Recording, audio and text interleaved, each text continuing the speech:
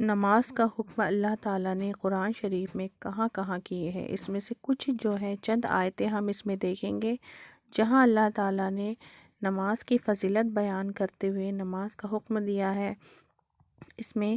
سورہ احزاب کی 36ویں آیت میں اللہ تعالیٰ فرماتے ہیں، اور کسی مومن مرد اور مومن عورت کے لیے اس بات کی گنجائش نہیں کہ جب اللہ تعالیٰ اور ان کے رسول صلی اللہ علیہ وسلم کسی کام کا حکم دے دے تو پھر ان کو اپنے کام میں کوئی اختیار باقی رہے، یعنی اس کی گنجائش نہیں رہتی کہ وہ اپنا کام کرے یا نہ کرے، بلکہ عمل کرنا ہی ضروری ہے۔ اور جو شخص اللہ تعالیٰ اور اس کے رسول صلی اللہ علیہ وسلم کی نافرمانی کرے گا تو وہ یقیناً کھلی ہوئی گمراہی میں مبتلا ہوگا۔ سورہ نساء کی آیت نمبر 64 میں اللہ تعالیٰ فرماتے ہیں، اور ہم نے ہر ایک رسول کو اسی مقصد کے لیے بھیجا کہ اللہ تعالیٰ کی توفیق سے اس کی اطاعت کی جائے۔ سورہ حشر کی آیت نمبر 7 میں اللہ فرماتے ہیں، اور جو کچھ تمہیں رسول دے وہ لے لو، اور جس چیز سے روکے رک جایا کرو، اور جو بھی حکم دے اس کو مان لو۔ سورہ احزاب کی آیت نمبر 21 میں اللہ تعالیٰ فرماتے ہیں، تمہارے لیے رسول اللہ صلی اللہ علیہ وسلم کی ذات میں اچھا نمونہ ہے، خاص طور سے اس شخص کے لیے جو اللہ تعالیٰ اور قیامت کی امید رکھتا ہے اور اللہ تعالیٰ کو بہت یاد کرتا ہے۔ سورہ مومنون کی آیت نمبر 63 میں اللہ فرماتے ہیں، جو لوگ اللہ تعالیٰ کے حکم کی مخالفت کرتے ہیں انہیں اس بات سے ڈرنا چاہیے کہ ان پر کوئی آفت آ جائے یا ان پر کوئی دردناک عذاب نازل ہو۔ سورہ نحل کی آیت نمبر 97 میں اللہ تعالیٰ کا ارشاد ہے، جو شخص کوئی نیک کام کرے، مرد ہو یا عورت، بشرطے کہ ایمان والا ہو، تو ہم اسے ضرور اچھی زندگی بسر کرائیں گے، یہ دنیا میں ہوگا اور آخرت میں ان کے اچھے کاموں کے بدلے میں ان کو اجر دیں گے۔ سورہ احزاب کی 71 آیت کا ترجمہ میں اللہ تعالیٰ ترجمہ ہے، جس میں اللہ تعالیٰ ارشاد فرماتے ہیں، اور جس نے اللہ تعالیٰ اور اس کے رسول کی بات مانی اس نے بڑی کامیابی حاصل کری۔ سورہ آل عمران کی 31ویں آیت کا ترجمہ ہے، جس میں اللہ تعالیٰ ارشاد فرماتے ہیں، آپ کہہ دیجئے کہ اگر تم اللہ تعالیٰ سے محبت کرتے ہو تو تم میری فرمانبرداری کرو، اللہ تعالیٰ تم سے محبت کریں گے اور تمہارے سب گناہ بخش دیں گے، اور اللہ تعالیٰ بہت بخشنے والے مہربان ہیں۔ سورہ مریم کی 96 آیت میں اللہ ارشاد فرماتے ہیں،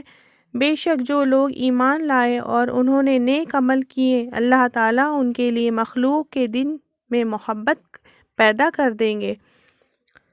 سورہ طٰہٰ کی آیت نمبر 112 میں اللہ تعالیٰ فرماتے ہیں، اور جس نے نیک کام کیے ہوں گے اور انسان بھی رکھتا ہوگا اس کو اس کے عمل کا پورا بدلہ ملے گا، اور اس کو نہ کسی زیادتی کا خوف ہوگا اور نہ ہی حق تلفی کا، یعنی نہ یہ ہوگا کہ گناہ کیے بغیر لکھ لیا جائے اور نہ ہی کوئی نیکی کم لکھ کر حق تلفی کی جائے۔ اور ایک جگہ اللہ تعالیٰ ارشاد فرماتے ہیں، سورہ طلاق کی 2 اور 3 آیت میں اللہ فرماتے ہیں، اور جو شخص اللہ تعالیٰ سے ڈرتا ہے تو اللہ تعالیٰ ہر مشکل سے خلاصی کی کوئی نہ کوئی صورت پیدا کر دیتے ہیں اور اس کو ایسی جگہ سے روزی پہنچاتے ہیں جہاں سے اس کو خیال بھی نہیں ہوتا۔ سورہ انعام کی آیت نمبر 6 میں اللہ ارشاد فرماتے ہیں، کیا انہوں نے دیکھا نہیں کہ ہم نے ان سے پہلے کتنی ہی ایسی قوموں کو ہلاک کر دیا جن کو ہم نے دنیا میں ایسی قوت دی تھی کہ تم کو وہ قوت نہیں دی، جسمانی قوت، مال کی فراوانی، بڑے خاندان والا ہونا، عزت کا ملنا، عمر کا دراز ہونا، حکومتی طاقت کا ہونا، وغیرہ وغیرہ۔ اور ہم نے ان پر خوب بارشیں برسائی،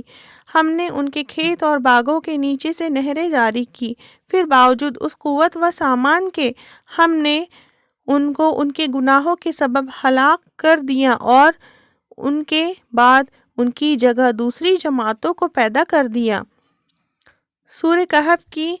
آیت نمبر 46 میں اللہ تعالیٰ فرماتے ہیں، مال اور اولاد تو دنیا کی زندگی کی فنا ہونے والی رونق ہے، اور اچھے اعمال جو ہمیشہ باقی رہنے والے ہیں وہ آپ کے رب کے یعنی آخرت میں ثواب کے اعتبار سے بھی ہزاروں درجہ بہتر ہے۔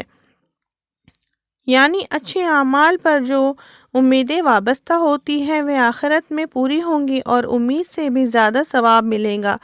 اس کے برعکس مال و اسباب سے امیدیں پوری نہیں ہوں گی۔ اللہ تعالیٰ سورہ نحل کی 96 آیت میں فرماتے ہیں، جس کا ترجمہ ہے، جو کچھ تمہارے پاس دنیا میں ہے وہ ایک دن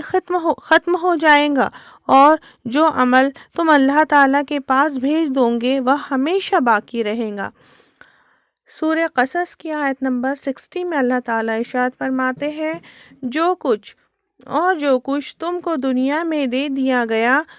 وہ تو صرف دنیا کی چند دنوں کی زندگی گزارنے کا سامان ہے اور یہاں کی فنا ہونے والی رونق ہے،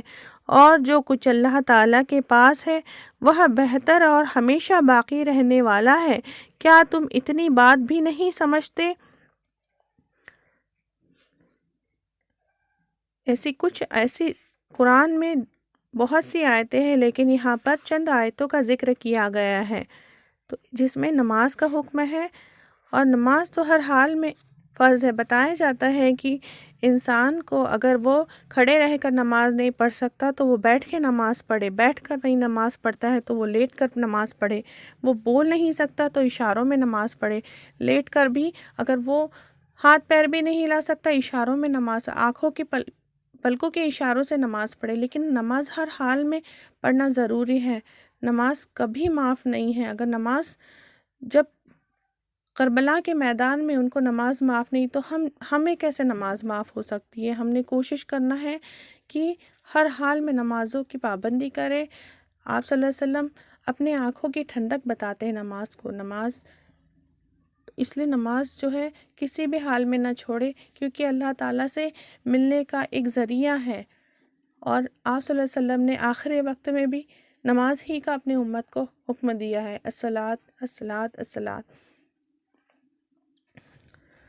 کہ میری امت نماز نہ چھوڑنا، میری امت نماز نہ چھوڑنا، میری امت نماز نہ چھوڑنا کہنے کا مطلب اس لیے ہمیں ہر حال میں اگر ہم صحیح معنی میں اپنی نبی کی امتی ہیں اور اللہ تعالیٰ کے بندے ہیں تو ہم نے نماز کبھی نہیں چھوڑنا ہے، کیونکہ ہم کو ہر حال میں ہماری زندگی کا مقصد ہے اللہ کو راضی کرنا،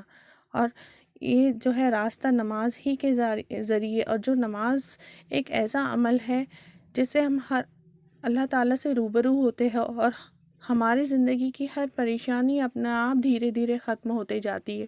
اور اللہ تعالیٰ ہر سچویشن کو ہینڈل کرنے کی ہم کو توفیق دیتے ہیں، ہمارے اندر صبر آتے جاتا ہے، بری چیزیں ہمیں اپنے آپ بری لگنے لگتی ہے، وہ ہم سے دور جاتی رہتی ہے، اور جو اچھا اللہ تعالیٰ جس کو پسند کرتے ہیں، جس چیز کو اللہ پسند کرتے ہیں وہ چیز ہمارے اندر آنے لگتی ہے۔ تو نماز کے بہت سارے فائدے ہیں دنیا میں بھی، اور انشاءاللہ آخرت میں تو ملے گا ہی ملے گا۔